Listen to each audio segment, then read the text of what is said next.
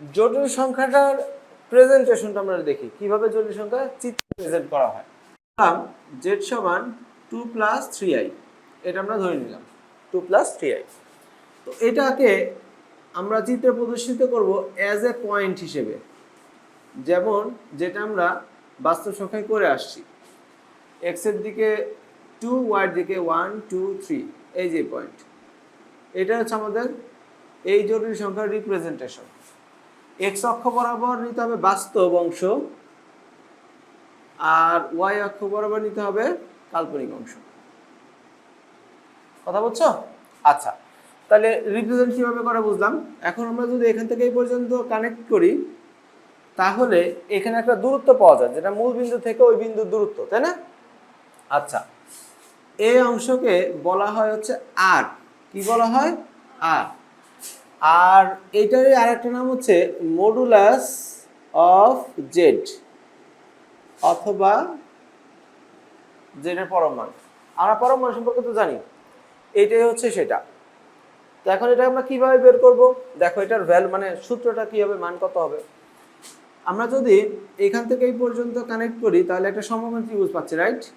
যে সমকোণী ত্রিভুজের এটা হচ্ছে 3, ওই যেখান থেকে দিচ্ছে, আর এটা হচ্ছে 2, তাহলে অবশ্যই আর হচ্ছে অতিভুজ।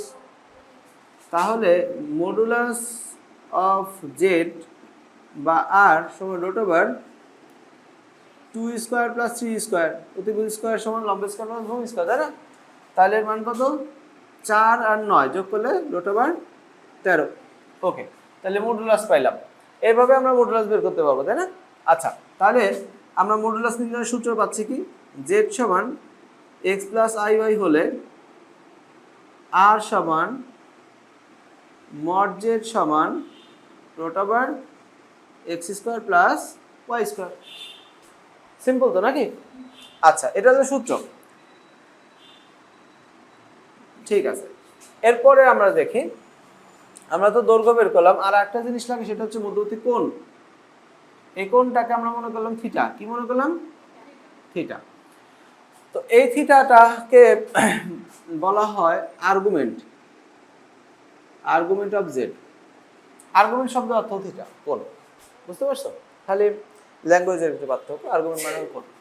তাহলে এই কোণ আমরা বের করব। কিভাবে কোণ বের করা যায়?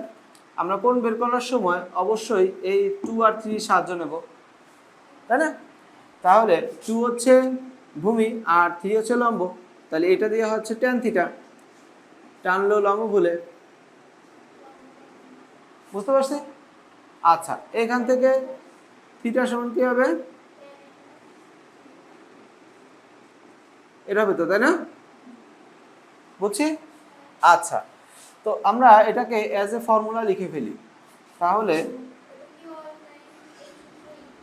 হ্যাঁ, তাহলে আর্গুমেন্ট এ আর জি, আর্গুমেন্ট অফ জেড এত সমান tan ইনভার্স y/x। বুঝতে পারছি? আচ্ছা, এটা অবশ্যই প্রথম চতুর্ভাগে। আচ্ছা।